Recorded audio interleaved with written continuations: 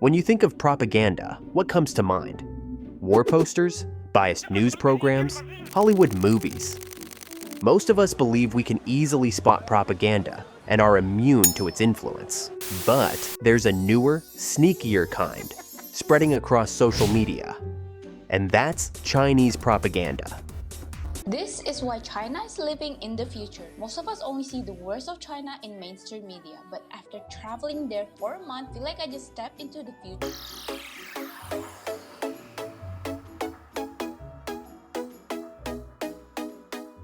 Shanghai, 4 hours to travel like 2,000 kilometers or something we don't have in America. Dude, the train had like lay down beds in business class, and the food on the train is better than most American Chinese foods, I gotta say. And this hotel room, look at this. It's like one of the nicest hotels I've stayed in. Guys, Alex and I are a little bit shocked right now. These are $5 US right here. Converse, almost Converse. How do they make a shoe for $5? At first glance, these videos seem harmless. Just influencers in amazement of China's futuristic cities and advanced technology. But even when unintentional, they're feeding into a carefully orchestrated narrative crafted by the Chinese Communist Party, aka the CCP. Now before you get all mad and say, these people have nothing to do with China or the CCP, what the hell kind of conspiracy theory is this? Let me explain. If you watch these influencers closely, you'll notice something strange. They all visit the same landmarks, highlight the same talking points, and even use eerily similar language. Ground floor. On the ground. Ground level. Ground floor. Ground floor. Ground floor. Ground floor. Ground level. The ground floor. floor. The first floor. Ground. You'd be forgiven for thinking that we were on terra firma. However, We are in fact. I'm actually. Well, actually is actually. You're actually. But actually, we're actually You're on the 22nd floor of a building. On the 22nd floor. 22 stories up. 20 stories above the ground. You're on the 20th floor. That we are 22 floors up. We are on the 22nd floor right now. That's the 22nd floor. Yeah, 22 floors up. You're at 22nd. On the 22nd floor. And down here, there's 22 floors down at the side of this building. How would anyone know that they're standing on specifically the 22nd story of a building if they're just coming to visit? And why are they all walking almost the exact same path and to the same spot?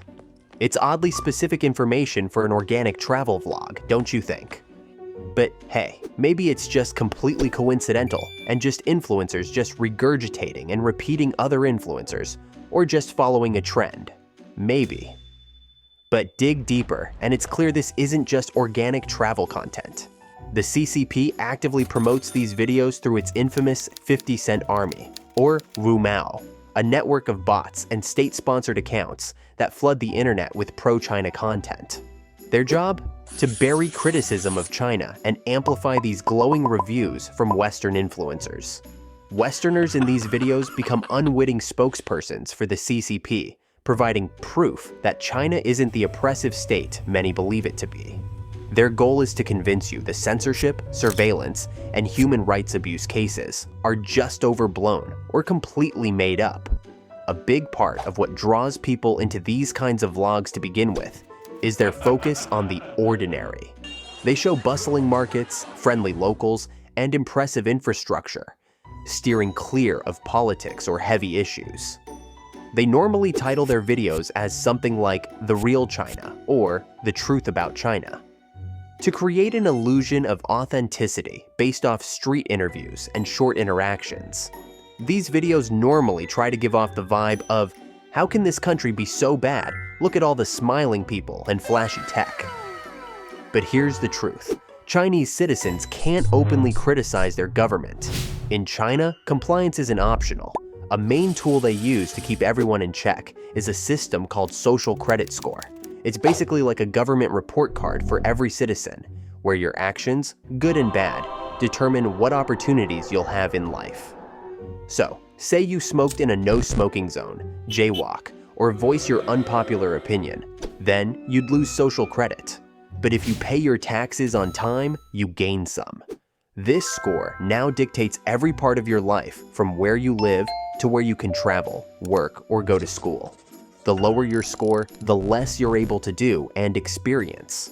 To enforce this system, China uses its over 700 million CCTV cameras to make sure there's nowhere to hide. That's about one camera for every 2 citizens. Voicing your opinion online isn't safe either. All their internet activities are watched and censored. So if you say anything out of line, police will show up to your door, confiscate your devices, and interrogate you for hours. Imagine walking down a street, having every one of your actions tracked by all those cameras.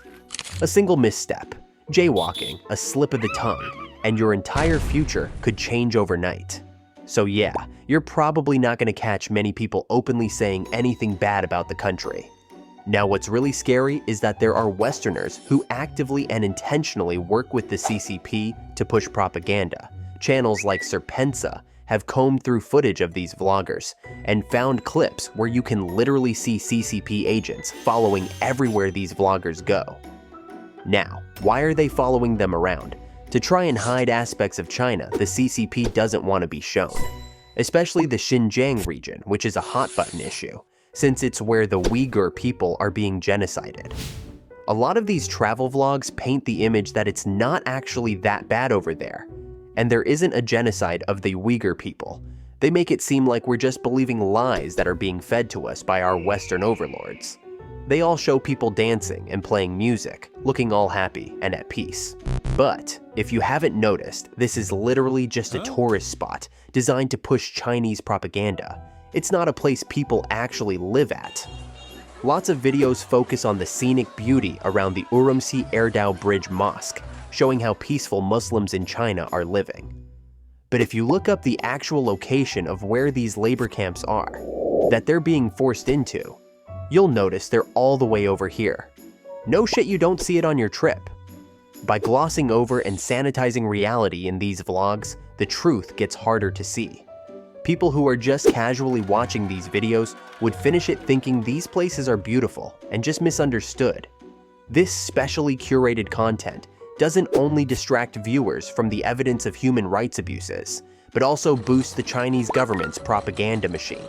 The Uyghur Human Rights Project and other advocacy groups warn that supporting these videos help to legitimize the oppressive policies in Xinjiang and make it harder for critics to mobilize against them.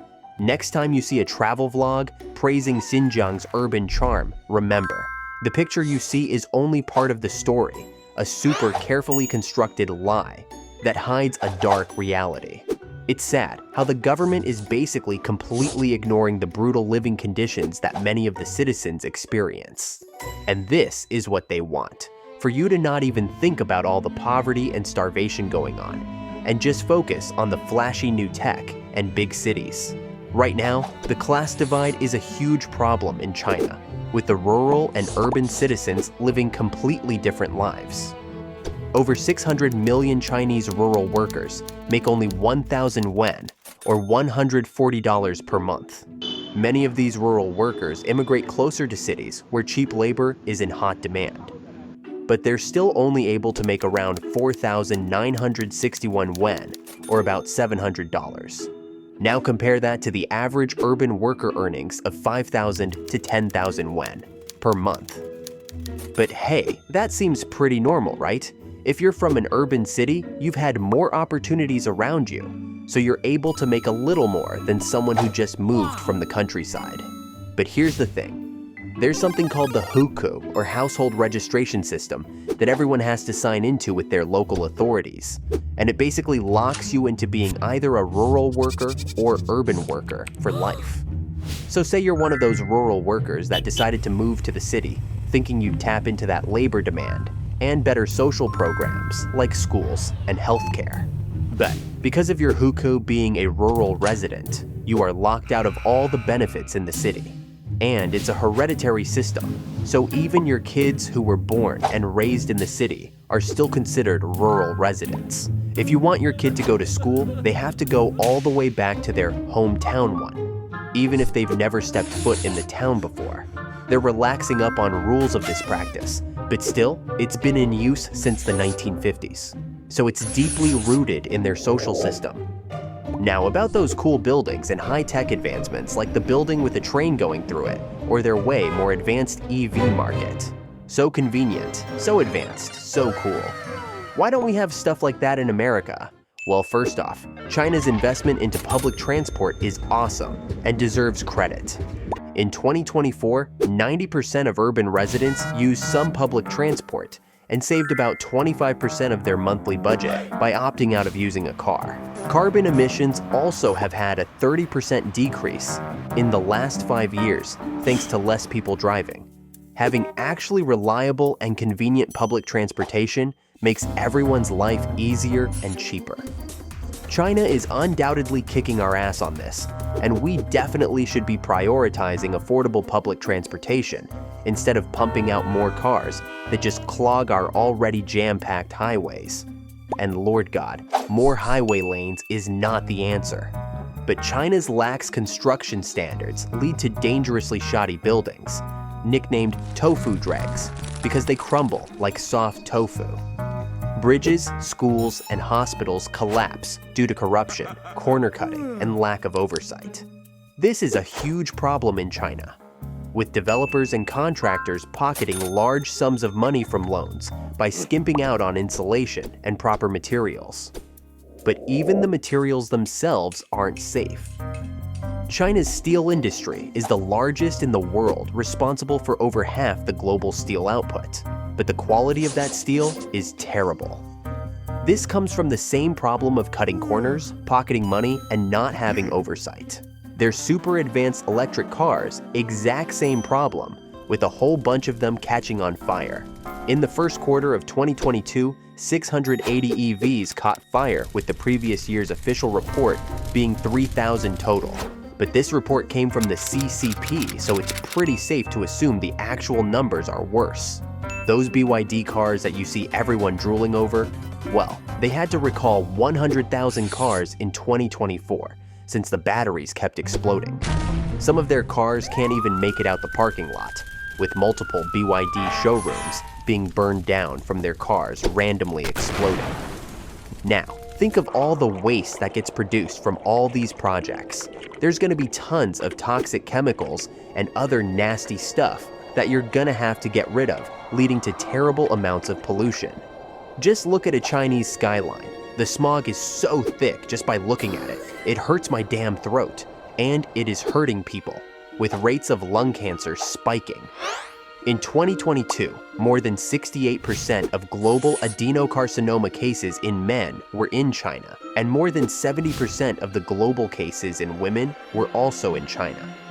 My main point is, just don't let these flashy recent videos of China make you think it's some futuristic paradise.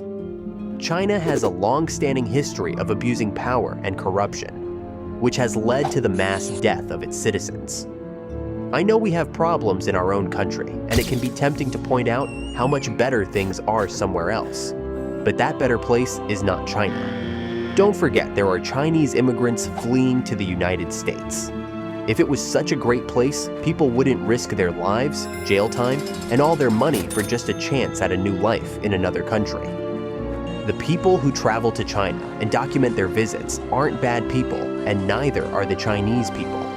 But the government of China, the CCP, is something to be fearful of. No government is holy and all good, but the CCP actively participates in forced labor, genocide, forced population control, and religious persecution.